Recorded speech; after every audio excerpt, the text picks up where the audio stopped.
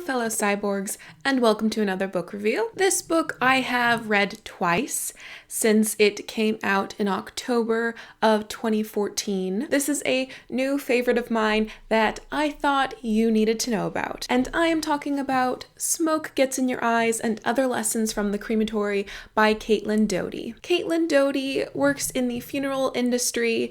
She started out as a cremation technician and now she is a funeral director at her own funeral parlor, Undertaking LA. She is also a YouTuber. Her channel is Ask a Mortician. I will link that down below. She is absolutely fantastic, my bang goddess, and I just think that she is spreading death acceptance in fun, realistic, truthful, honest ways that, if you are open-minded enough, won't scare the living pants off of you, and you'll learn something about yourself and the profundities of life. Red hellfire on earth! Oh wait, never mind, that's just direct cremation.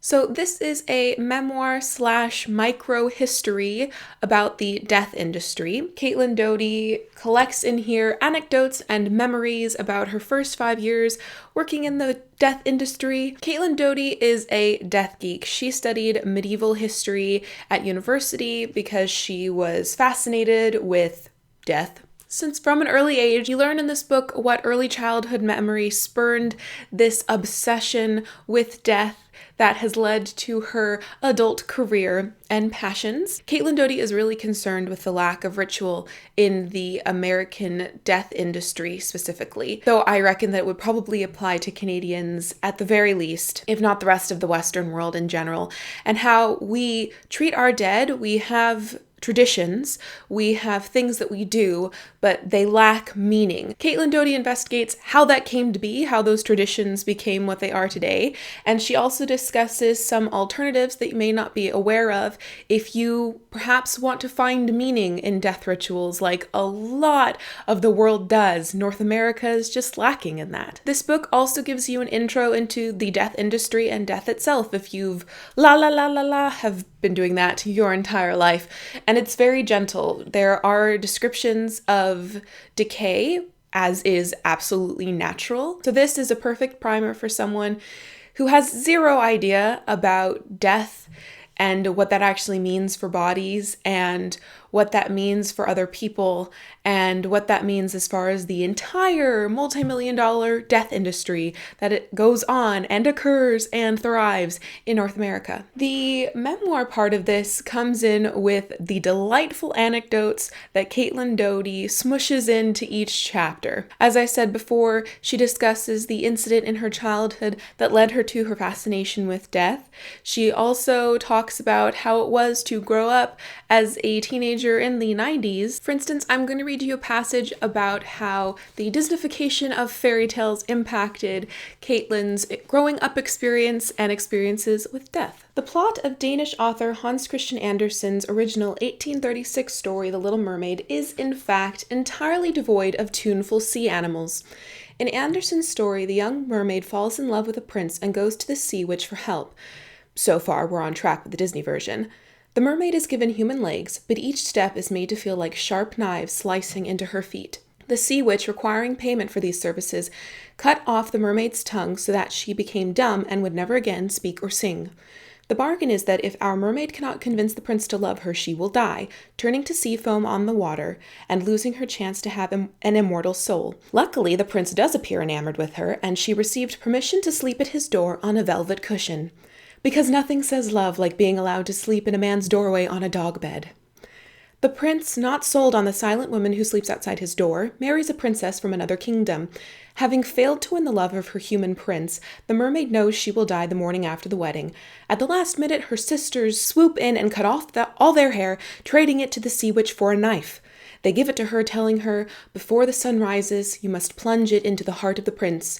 When the warm blood falls upon your feet, they will grow together again and form into a fish's tail, and you will be once more a mermaid."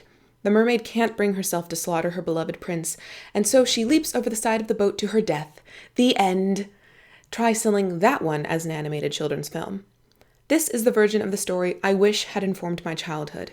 exposing a young child to the realities of love and death is far less dangerous than exposing them to the lie of the happy ending. There is a lot of humor in here, you guys. Like, did you hear the sarcasm in that section?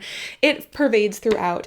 In here are also some lovely little snippets of historicism, like how in the 1960s direct cremation became a thing. How did that become a thing? When in the Victorian era, for instance, grand ornate funerals and caskets and headstones and mausoleums was the thing. And then in the 1960s, suddenly, we just want ashes in a pot. How did that happen? Or she makes a really poignant comparison between women who were burned at the stake for being witches, supposedly for roasting the bones of babies and eating their flesh, and Caitlin herself, as a cremation technician, had to roast babies on a weekly basis, and how she was not only not being driven out of town by pitchforks, she was being paid to do it. This is just eye-opening, accessible, funny, sincere, and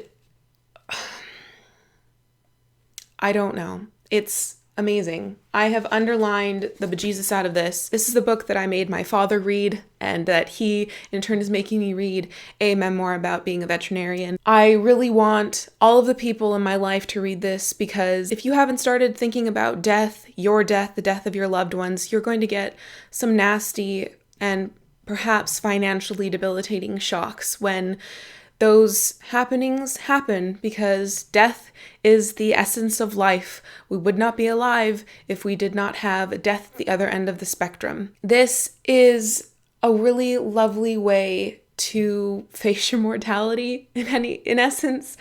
I don't think we should go uninformed into any situation that we ourselves will encounter, especially those that are guaranteed to us from birth. I really highly recommend that you pick this up, if not for the existential crisis that it may cause you to have, then for the humor and the quick paced and the funny anecdotes that Caitlin shares with you. And please, if you want some more convincing, check out a few of her Ask a Mortician videos. That way you'll understand who Caitlin is, where she's coming from, and perhaps you will trust in her and in this book a little bit more. Well, I know that was an unorthodox pick, but I hope you guys enjoyed my review regardless. I sincerely hope that some of you decide to pick it up at some point in the future.